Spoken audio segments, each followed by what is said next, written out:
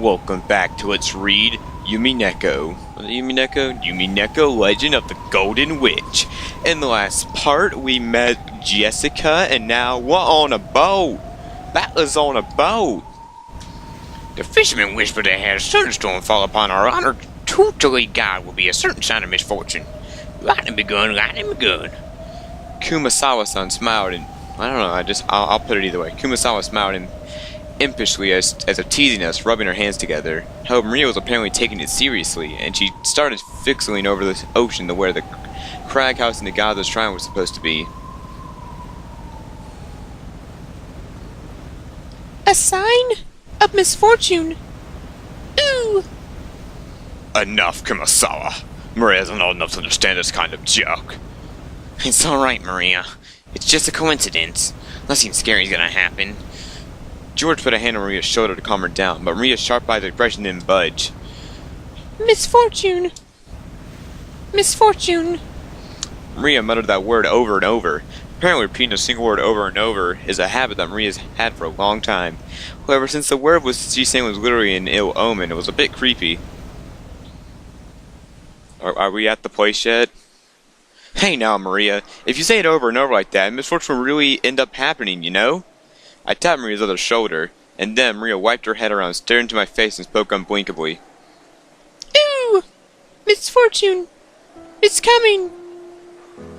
Well, gee, way to set the mood. Huh? Just where is this coming from? I answered lightheartedly, trying to break the tension in the air.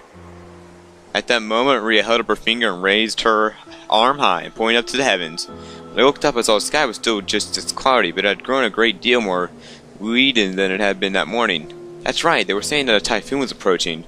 We had planned to spend one night in the island, but if this storm doesn't pass quickly, I won't be able to make it to school on Monday. Well, I guess it makes for a pretty good excuse to be absent. Ooh! She apparently sensed some kind of misfortune in this cloud sky. She'd been muttering that non-stop for a while now. Girls at Maria's age tend to be very impressionable. She's just at the age that many girls start to get excited at about 6th sense to whether they have any physical potential and stuff. For all we know, this might be due to her childish sensitive nature.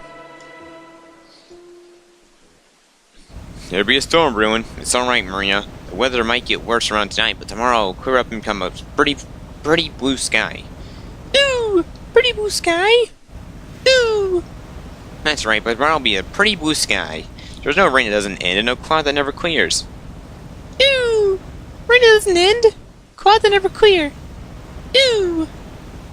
I know the typhoon's coming, but it'll soon go away. It's alright, Maria. Ooh! Ooh! Ooh! Ooh! Ooh! Maria started yelling, ooh, ooh. It looked as though she was having a tantrum because no one could understand what she was trying to say. Well, sorry about that. What in the world were you trying so desperately to warn us about? Unable to understand her, we couldn't help but feel a vague sense of misfortune. I've heard that everyone can feel the supernatural, but that it weakens as you age. That might mean that Maria, the youngest one of all of us, still possesses some kind of sense that the rest of us had lost. I wonder if that's the sense of seeing her a warning. At that moment, Kumasawa quietly opened her mouth. Rumor has it that a long time ago, Rujajima was... Kumasawa, let's not talk about that now. Just as Kumasawa was about to tell some kind of story, Jessica sharply interrupted her. For Jessica, it was an extremely firm reaction. I wanted to push her further just out of simple curiosity, but judging by Jessica's appearance, it was probably something that would further inflame Maria's uneasiness. If I did try to push her for the story, the odds were pretty good that it wouldn't be anything bright and cheery. Oh, I do apologize for that. The wind here is hard to bear for the elderly, so if you excuse me for now. Gossipers have no reason to hang around after they have been told to stop chatting. When Kumasawa finally realized that she overstepped her bounds, she went back inside the boat. After she left, Hiroshi came along to replace her. Since he showed up partway though, he completely failed to notice the complicated atmosphere that hung around about the scene. So he refreshingly and unwittingly swept that atmosphere aside. So in the end, it was his own winniness that brightened the mood. Look like we're almost here. Alright, just a little more. Took forever to speed one today, didn't it? You all know whose fault that is. Wahahaha. Oh, Hideyoshi, give me a break already. Hee hee hee. Ahaha. Please say more to him. Honestly, because of Battler is taking forever. Ew! Maria probably thought that no one would listen to her. She hung her head, wearing a freakful face. As she did, George crouched down to meet her eyes and spoke to her firmly. Maria, there's nothing to be afraid of, because we're all together. There's nothing to be afraid of if we're together. Go ahead and say it. Ew! There's nothing to be afraid of if we're together. Yes, there's nothing to be afraid of if we're together. Ew! That's right, exactly what George said. If we're all together, there'll be absolutely never be anything at all to be afraid of. Right, Jessica? Yeah, no doubt about that. What George said will always be true, Maria. Ew! George always true. Yes, I don't lie, so trust me. There's nothing to be afraid of if we're all together. Ew! George doesn't lie. I trust you. There's nothing to be afraid of if we're all together. Ew, not afraid. Did she ever, get any, actual speaking? Because she just repeats people. She's like a parrot. I'm a parrot. Maria jumped into George's arms and hugged him tightly. Oh gee, after Bro patted her head, she jumped away again. Her face had undergone a 180-degree change, turning back to normal. She was once again the ordinary Maria. Ew! There's nothing to be afraid of anymore because we're together. Ew, ew! Yeah, that's it. You look all better now. You're strong, and that's awesome. Ew! Maria's awesome! Hey, now what's going on here? Maria didn't get seasick, did she? Haha, something like that. We'll be arriving soon. The harbor was already drawing near. Sorry I stammer with my words. I can't read. Ooh, I like that. And there's the logo, and they're like, happy, happy, happy, happy joy. Like that logo, that's a cool logo. What is that? 10:30? Okay, 10:30 a.m. Do I press anything? Oh, okay. I've had to press something.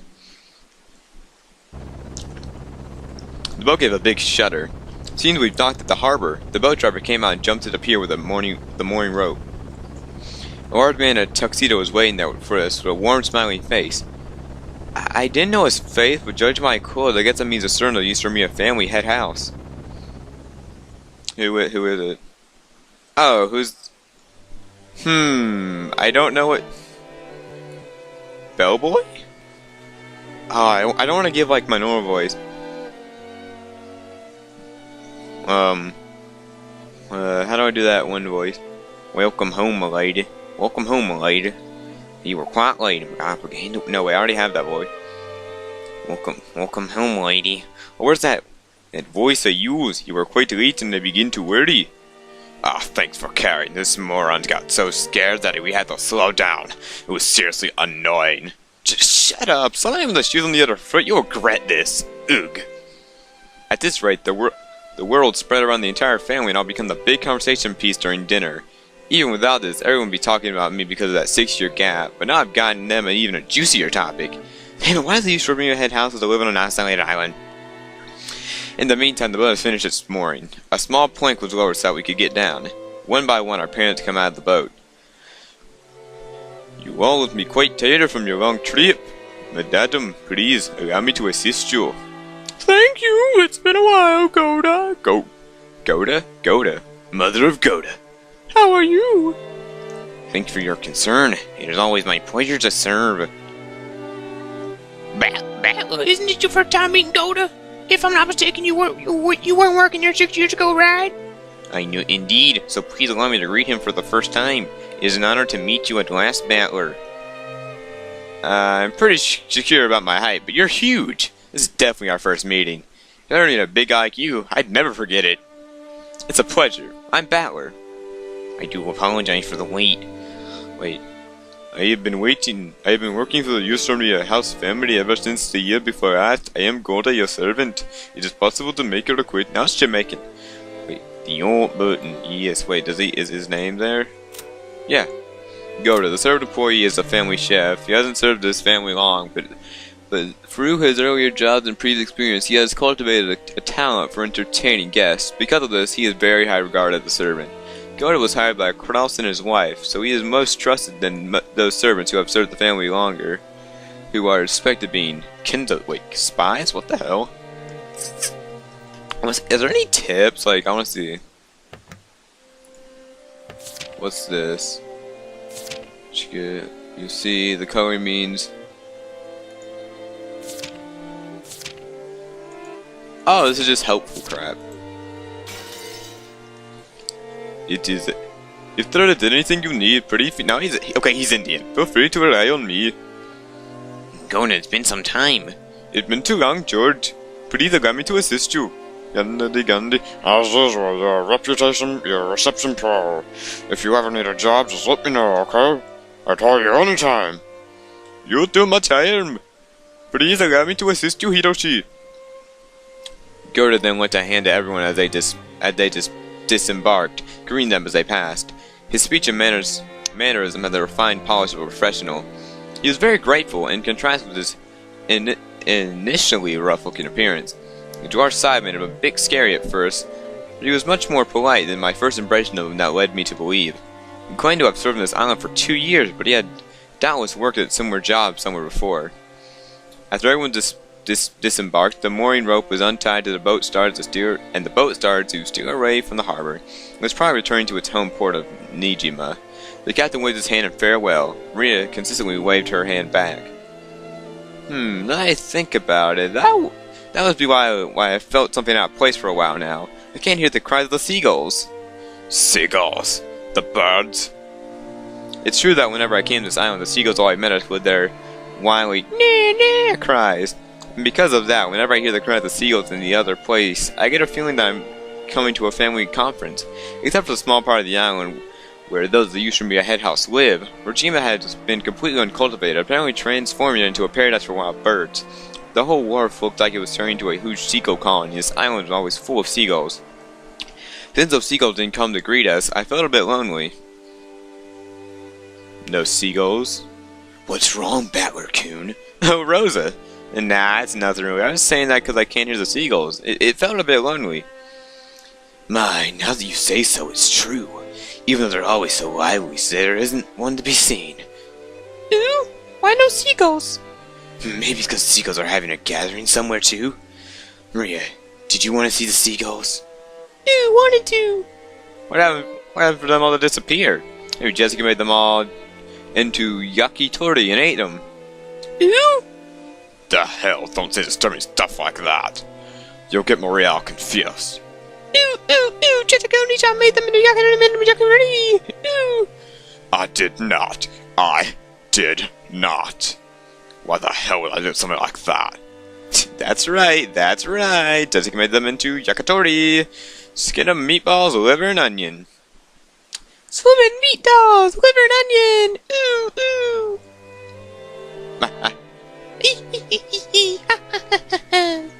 As I made fun of Jessica, Maria tagged along looking like she was having fun. Oh, she's a person who goes with other people's moods. Alright then, from day on I'll make you my #1 follower. I smiled at her, she being, looking overjoyed and possibly happy with my modest solidarity. That's not it, Maria. It seems like the birds were attuned to change in weather and atmospheric pressure. I use big words because I'm smart. It looks like the weather will get worse around tonight. It's possible they hurried back to their nest. Ooh, not yakitori? Jessica didn't make them in the yakitori? I did not. I said I wouldn't do stuff like that. Alright, Battler, you admit right now that you lied. Battler, Maria's a naive girl, so she takes even jokes seriously. You should choose your jokes more carefully. George quickly scolded me. Even though I outstripped Bro in height, Bro was of course Bro. There was no chance but to obediently and apologize. Hey, my bad. Maria, that was just a joke. It's just today the seagulls are all quiet in their nest. Battler lie? George true? Despite her having all that fun, she really was strict. Her pure eyes seemed to blame me. Maybe I went a bit overboard with her after all. Yeah, that's right. What George said is true. The weather is so bad they probably went home for today. Doesn't mean they're gone, does it? Right? That's right. Tomorrow when the weather gets better, I'm sure they'll come back and let her hear their ma cries. Ooh, they're waiting for the weather to get better to come back. Waiting for tomorrow. Waiting for the weather to get better. Ooh. Okay, seriously, I'm yes. Her talking's really annoying. I'm sorry. I mean, she's cute, but like, it's difficult reading her. Maria was in a lighter mood, and she was looking forward to tomorrow when seagulls would come back and fill the skies. Still, George really was amazed at taking care of kids. I think I remember Bro taking care of me as well when I was a brat at 6 years old. Oh, when I was a brat 6 years ago. Bro, that's probably your gift. George is amazing at taking care of kids. And you're not working in childcare? Yeah, George, looks like it was what you were born to do. Personally, I see you doing that rather than doing bit of some company for president's office. Oh no, childcare is a fine job, but it's not a job where merely liking children it's enough. You're truly modest, George. Battler is also quite good with children. Earlier, even if just for a time, Rita sees him having a lot of fun. He went playing with her like that you did just now. Just shoot the jokes carefully though, alright? Rosa winked at me, giggling a little. A real mother, I thought to myself, who's having them real looks like she's having fun. Come on, Rosa. And you brats too, what the hell are you doing? Let's go now. Alright, we're coming. The old bastard waving his hand for us to hurry up. But yeah, we needed to get moving. It's not like we'd be late. Not like we'd be too late to have the same discussion after we got our luggage in our room. Nothing ever done. I saw easier toward the guest house where you probably staying. Lead this way. Coda called everyone and started leading us. Komasawa brought up the rear. Ew. Climbing the stairs of destiny.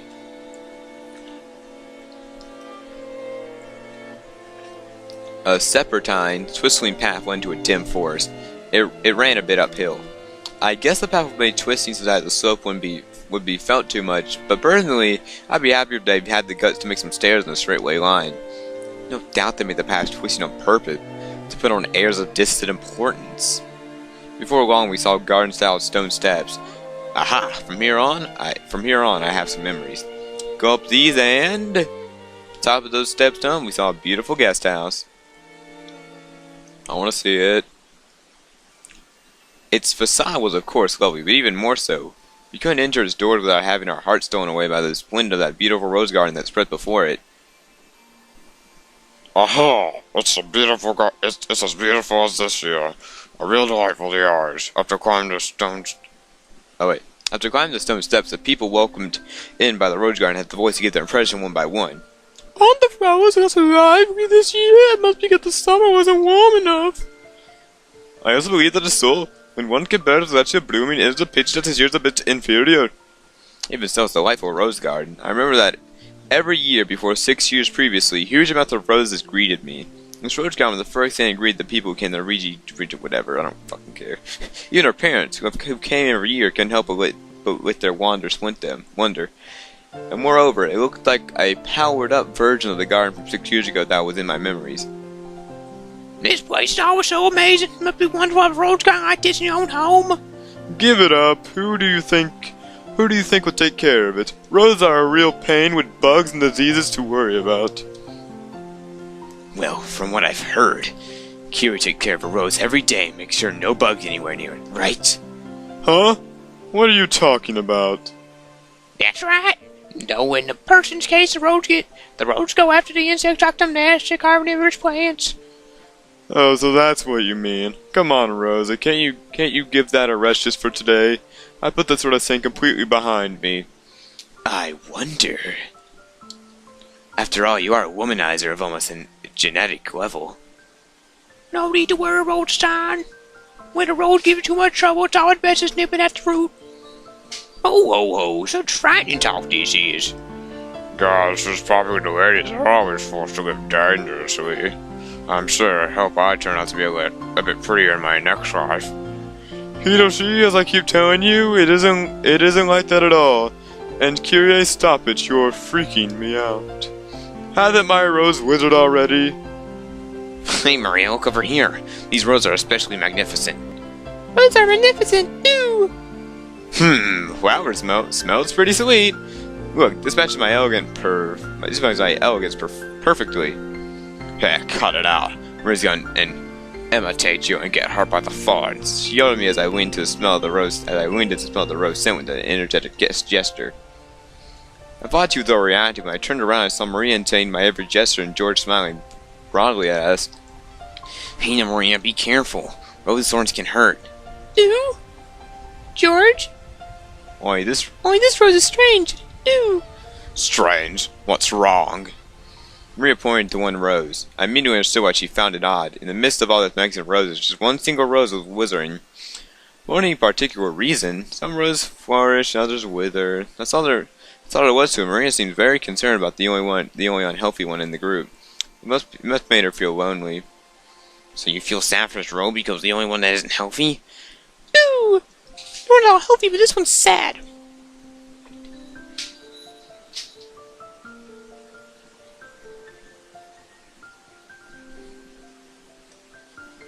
Well, you ought to get a few of that wither.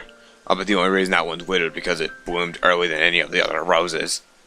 Yeah, that's right. It's probably just bloomed all over the place, fulfilled its duty, and went to rest. You shouldn't get too worried about it. Ew. It seemed that Maria's pure, sensitive nature was making her feel some emotional pain for the rose and withered alone. Even though she understood the logic of it, it still felt lonely to her. Then, Maria, why don't you look after the rose until we leave? Ew. George straightened up and felt around in his pocket. He then took out a wrapping from the candy Maria had eaten on the plane. He whipped into a thin string and gently tied it to the rose as sort of a marker. Hey, that's pretty cute. Let's mark it with this. Later on you can come and give it some water. I'm sure Mr. Rose will be happy. Ew, come to give it water. I think you should give Mr. Rose here a name. I'm sure he'll be happy and you'll get to know it a little better. Name? Name. Ooh, ooh. Though she still wore her usual sullen face, Maria crossed her arms and began to consider this intently. At the very least, she appeared to have completely pulled out of her slump. Nice going, bro. George has always been really understanding. Can't help but respect him. Yeah, I guess he was just born that way. You gotta start picking up tips. What's this called? Just magnificent when you were all kids.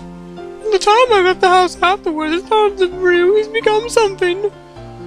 Before that, the garden was simpler, but I'm still attached to that one, though.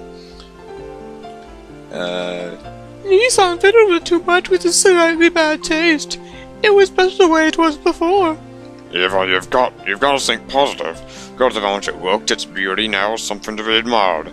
You'll be able to relax a lot before you look at it that way.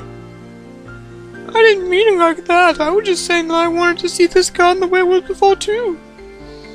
Now then, everyone, if you please, I shall be guiding you to the rooms now. Governor called everyone to ask if we were ready, but our hearts had been completely stolen away by the rose garden after a year of absence, so we didn't lend him an ear.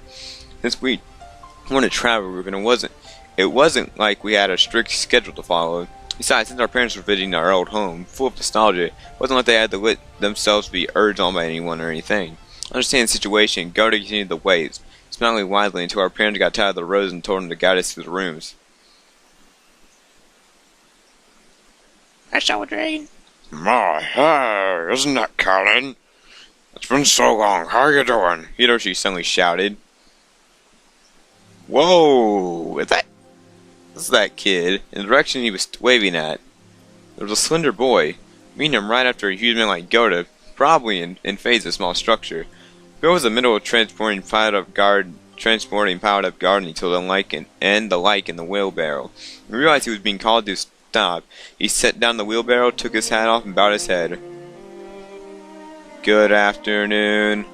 I figured he was probably younger than me. I realized by the general atmosphere surrounding him that he was a servant too. He answered Hiroshi's greeting, but he seemed unsociable deep down. It was a greeting that lacked feeling. When Gordon noticed that our interest had shifted towards him, he went to the boy's side and introduced him to us. That's what I shall introduce you. He is one of our servants who served usually the head house. Kanon, greet our guest. I'm pleased to meet you. I am the servant. Kanon. Kanon like the anime? Okay, let's check characters. There's Kanon. A young servant. He performs his duty silently and digitally, but not so highly regarded as a servant due to his unsociable nature. There are several other servants with title on, character in the whatever. He and Shannon just happen to be the ones on duty that day. Shannon? Who's Shannon? Oh my, so we got 3 servants so far. These, yeah, it's like kind of like the bloodline. Bam, bam. We haven't met Jessica's parents. We'll meet them next episode, probably. Yep, my first brother wasn't wrong. He gave the feeling that he was unsociable and a bit of a poor speaker. Compared to Goda, who was extraordinarily polished as a servant, no matter what he did, he gave off a feeling of inexperience typical of his age. When Goda urged him in a whisper to give a bit more instruction, the boy named Kanon only cast his eyes downwards. Kanon, could you perhaps give them a little more at the greeting?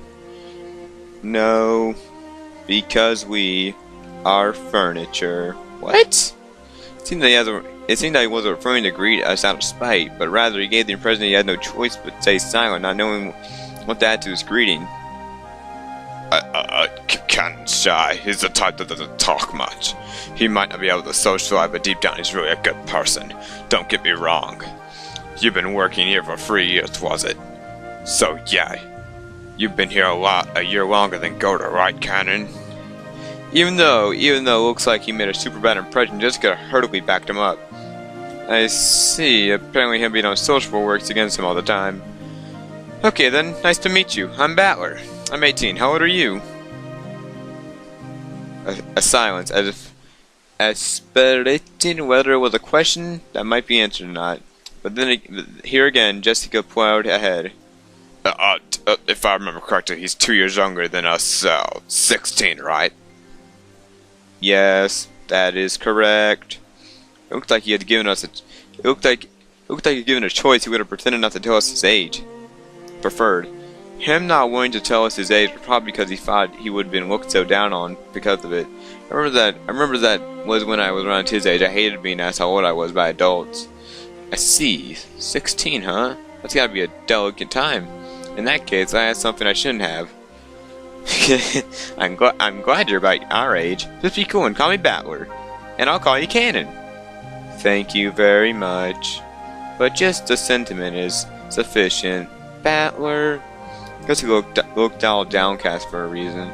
He seemed to think that the impression of Kanon was worsening because of his rejection. Well, that girl Jessica probably couldn't understand the fragile male heart at this age. As his elder, even by just 2 years, who would weave him into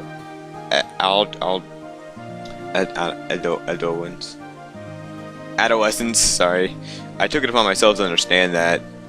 Kanon, could you perhaps be a little more courteous? A smiling face is also the duty of a servant. I apologize. I shall make an effort. Oh, Goda? Kanon is trying his best, isn't he? It looked like he had already been well warned about his discourtesy, and apparently he hadn't approved the bid. Goda kept his business smile and let a small sigh of resignation. I don't know. Well then, I still have work to do. If you'll excuse me. Looked like Kane himself and Crunch would reign silent here any longer. After another perfunctory growl, he turned on his heels and started pushing the wheelbarrow again. Just then suddenly the wheelbarrow wobbled and fell, scattering the load. I guess the wheelbarrow with a single wheel caught on a pebble and lost its balance. What have you done? Now Cookie, clean it up now. Since Yoda was one to harp on the fact that presenting a clumsy appearance in front of the guests is a servant's shame, he urged him along in a low voice. Kanon, who probably understood quite well without being told, wordlessly reloaded the wheelbarrow with the fallen objects. He seemed to be fine with the light-looking gardening tools, shovel and such, but he looked like he was having trouble getting his arms around and lifting up some stacks of fertilizer. Are you alright? You're so careless. Here. Milady, you will dirty your garments. Please leave it to us. Goda took the shovel that Jessica had picked up with an elegant gesture. At his back with the figure Kanon having trouble with the sacks of fertilizer. Ew, you'll dirty your garments? Don't worry, the ones I'm wearing aren't that elegant. Besides, they ain't guys that make the waitress pick up the fork they drop at a restaurant. Left the other bag that had fallen. Of course, they weren't light, but for me it was a piece of cake. Kanon turned to his surprised eyes toward me. It was the face of one who had never thought to receive help from a guest. But Battler, that's sufficient. I'll take care of everything, so don't you worry. I may not look like it, but I've got to where it counts. Hee.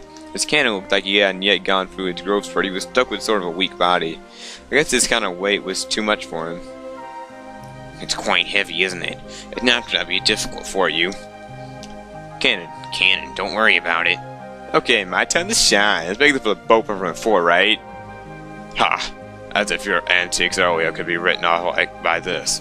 Later, I'm gonna tell Kanon. Gonna Kanon too just how funny you are, Battler. Foul, foul, foul, ooh! As I did, I piled up the stuff back in the wheelbarrow.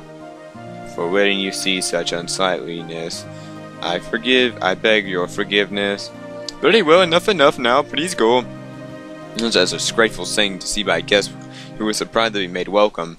Must have been hideously embarrassing as a servant. Pressured by Goda to hurry up and exit, Kanon left. You're too harsh on him, Goda. Wouldn't it have been better if you helped him instead of being such a bully? That's not occurred to me. I deeply implore your forgiveness. Not even a twitch and a smile. Goda apologized elegantly. Kanon has a ton of things that he's good at too.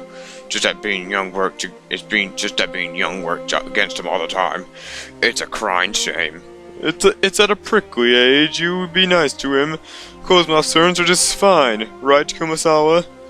Oh ho ho, Rudolph, you truly are harsh. There's no summer salad, of course. Everyone smiled widely at that shameless lie. Even she herself didn't believe that, not in her wildest dreams. She said that to loosen us all up. Yeah, that kind of character Kumasawa used to be. The mood that has stiffened a little was cleared up in twinkling thanks to Kumasawa's cheerful smile. I've got to put down the luggage soon. Goda, are we up to split for our rooms? It shall be the same as the previous year. I shall guide you. Please, this way. We headed toward the trim, elegantly simple guest house. This is going to be our temporary quarters for a night. What? Kanon watched over ahead as all the guests entered the guest house. Then he let his eyes fall on those heavily stacked of fertilizer piled up in the wheelbarrow. In his mind, he kept going over his previous mistake. Battler, being big and strong, had picked up the stacks in front of him, and the sacks he couldn't lift himself, as if it was feathers. Extremely difficult for an outside observer to guess what emotion that favor stirred up in Kanon. As far as you can tell by watching him hang his head from behind, there was something he just couldn't let go. Muttered where he caved his lips, but those words he muttered were so soft that they didn't even reach even his own ears. Wait, even I... Kanon hung his head, slightly biting his lower lip. What? Get back to Battler's point of view. I remember the Rose Garden, but I don't remember this guest house at all. Was it built like recently? Torian visited a street with written on the gas post light thing, but since everyone called it a guest house, I followed their lead. The brand new Western style guest house that stood overlooking the Rose Garden had magnificent design, carefully done in harmony with the garden. Correct. It was built the year before last, and after that they made a sleepover here. Heh, this place more fun than junky old mansion, you know. I wish my room was over here.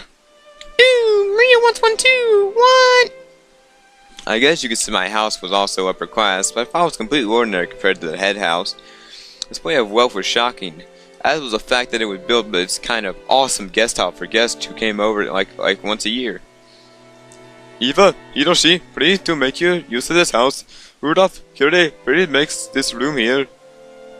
Ah, this is pleasant how pretty and elegant this place is. Western style truly is wonderful. I can handle the Western style for a few days, but any longer than that, you need a good old Japanese style. Japanese people just relax best on tamaki mats. They've been fighting over making our new house Japanese style or Western style. Mom felt a grudge about Dad having the construction style of Japanese style, and they bicker all the time about it. I'm really jealous, George. Your parents get along well, don't they? Mine are so frosty, but even so, they're right with each other when it comes to my grades. All the rooms seemed to be two-person. I was grateful because since things turned out like this, I wouldn't be able to force to share the same room with the old bastard under the pretext that we're family. I figured those two wouldn't be enough to enjoy himself with someone like me around. Oh! What's that crit smile about? You're thinking about something dirty, aren't you? Tee-hee-hee-hee. Something dirty? Of course not. Do please enjoy your stay. Ow, ow, ow, ow, that hurt, you old bastard. Once again, Dad pulled my ear from behind. Cut the crap. I'm getting a stomachache and I'm not in the mood for this. You're the guest of honor this time around. You play as nice as possible with Dad and Bro and the rest. At the very least, pay attention to what you say in front of Dad, got it? Because witchcraft don't get too well with him. Jessica, that's that of your family's mood been lately? Oh wait, how? Same as last year, I guess. Considering they say he's got 3 months left, he's as stubborn, grumpy, and irritable as ever. I mean, this year he's in a usually bad mood, and as usual, the only one who's be able to take care of it is Gingy. It seemed that matter when we opened up to talk to Gingy.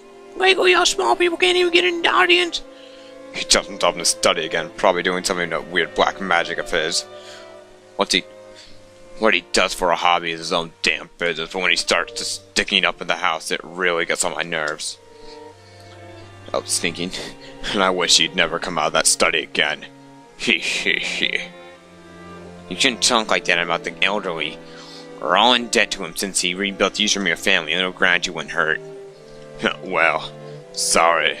It's being rebuilt by George. Jessica had no choice but to take out her father's remark. You showed me a family is built beyond belief, and that, of course, meant that all its members were weird people who cut themselves off of the family at the entire world. I'm sorry, I can't read. Had the family sent back as peak. In other words, our grandfather seemed to be a particularly weird and terrifying person even for our family. Dad said he was getting a stomachache area, but I guess that was what all the adults who came here today were actually feeling. No doubt they were jealous of us. The grandchildren just playing and laughing without a care. For the stories Dad told me, the head of the family with a violent manner rained blows on his son with his own fist, and he would beat his daughters mercilessly with a wooden sword. If he was such a hard-ass with his kids, why wasn't he the same with their names? Because of that, it's a pain even for us grandkids. Well, I'm not the least unsettled by his terrifying image. I don't have memories of meeting him over the years, but I remember Grandpa, his face always full of menacings under clouds, always making his surroundings shrink away with a sharp look. I remember that the room's atmosphere got so tense whenever he was around, you couldn't even breathe. My dad said right now about him being the guest of honor now carries a little more hope for me. 6 years ago I was in the grade school, but now as would expect, I'm in high school now. If I act up, things will probably get serious. Ooh, scary. He does look frightening, but he's not completely terrifying. He's definitely never unfair. He's very direct and not a pretty talker, that's all. But George, you've been the family darling since like forever because of your awesome grades, right? Grandfather Tree is completely different. Like me, I've gotten slapped with a wooden sword. On my ass, on my mentally innocent. That's hot. Well, you're the heiress of the hen house, Jessica. Grandfather's giving you special attention. It's true that his strictness shows how much he's expecting of you. Oh, come on. Seriously, I couldn't just turn the session over to you, George. It's a bit of a heavy burden for me to carry. I think I already said before, but Jessica was the daughter who would inherit the head house. As cousin's a branch of the family, the pressure on her shoulders was probably different. Jessica, heavy? If we hold it, it'll get lighter? Oh, thanks. It's alright. It's not gonna be pushed on you, Maria. I'm gonna bear that cross into my grave. Don't worry. She was great for me as innocent consideration, but seeing that anxiety for the future, she couldn't clear away that remained on Jessica's face. Were we the same? If it was a high school or near examination, nobody'd be able to hide their anxiety for the future. Maria, come here. Mom and Maria will be in this room. Pat, or you will be in this room. You will be with me in this room here. Oh? This is a surprise. It's bigger than our parents' room. Wow. Anyways, being cousins, think we'll gather together. I went and told them in order to get a bigger room. Maria likes her best too. You're being done better together with Mom. Okay, I like it here better too, Maria. Alright, this room is George and mine. We're especially allowed to come in and out. Keep it a secret from your mama, right? Secret. Her mother, Rosa, was right behind us, but Maria still answered, striking the air with her fist clenched tight. After our parents put the luggage in the room, they gathered around the corridor. Hey, Brass, what do you do? Are you cousins just gonna stay here and chat? It seemed they were heading to the mansion to announce their arrival. Normally, we'd have to follow them and greet everyone together. But if that had been the case, Dad would have just said, You guys, come on. "You guys come," and finished it. He was telling us that it was alright if we didn't come, so what we'll do? Anyway, it's gonna be high noon soon. Better let the kids unwind here. Besides, if worse comes to worse, this might be the last chance they get to play outside. No, Maria will go too. Hey, you house sit for mommy, okay? Behave yourself and wait here. No. Telling Maria the house was a pretty good excuse for leaving her behind. George soon realized it and gave her a clear reply for all of us. Well, we'll accept your offer and house sit. We'll have lots of stories to tell each other after a year. That's nice. Batlacoon is 6 years worth, doesn't he? Yeah, I'll take care of the house like a good boy. Kumasawa, I'm gonna stay here too. With the rest of the adults and kids will break rank here. I don't know. That's nice. I'll report to you, madam. Then everyone, I'll be guiding you through the mansion. Please this way. Since Joe isn't a child anymore, is it going to be adult? Wouldn't it be better if he came with us? If we make him come, only poor George will be out of place. Interacting with his cousin is also important. Okay, boss. The adults left one after the other. Like the time he had guided us from the harbor, Goto went ahead, with Kumasawa at the rear. As we gathered in the cousin's room assigned to us, George asked us to excuse him for a second. He rushed over to Kumasawa, who was flying behind the disappearing adult, and seemed to be asking her something. He soon finished with his business and came back. What's up, bro? Nothing. I just wanted to ask something. Ooh, tell Maria too. What could it be that George asked Kumasawa and doesn't ask me, I wonder? I don't have a clue. No, it's a misunderstanding. I'm not sure what Jessica's misunderstanding, but Ro was getting pretty tongue-tied. It's almost as though he had a guilty conscience and was putty in Jessica's hand. Why, it's only Jessica knows and I didn't get any fun at all. Oh, Maria, if only us two are out of the loop, right? What is it all about? I want to know, Bella and Maria want to know too. Bitch. Wait, what? I fooled around with oohing together with Maria. No, I'm telling you, it's not a big deal. Liar! You suck at lying, now confess. Maria, you tickle his right side, I'll tickle his left. Ooh, Maria, right, back or left. I repeat everything everyone says. Wait a second. Wait, you two. Stop. No, you snowed. We're not played around chasing George, who ran away rolling on the bed. I think that when you're a higher schooler, you're trying not to act like a kitten anymore, but in spite of that, I miss this kind of fun. A warm kind of fun. Aha, George, what are you asking Kumasawa? Well, I've got a good guess. It's been a year since you last came to the head house. During that time, some servants retired when new ones came over and you went to say hi, right? Yeah? Great! Maria will greet too. What the hell? That's anything to feel guilty about, bro. That's not it. Maria, don't be fooled. Where are you hiding, bro? More torture. Ooh, stop it, seriously. Maria, you two stop already. I shouldn't have said that. They're probably busy with cleaning or lunch arrangement. It's alright, we'll go and greet them properly afterwards. Shannon's reputation will be better than Gota's nosy one, right? Shannon? Shannon? I remember that girl. She's still a servant now? That's spirit.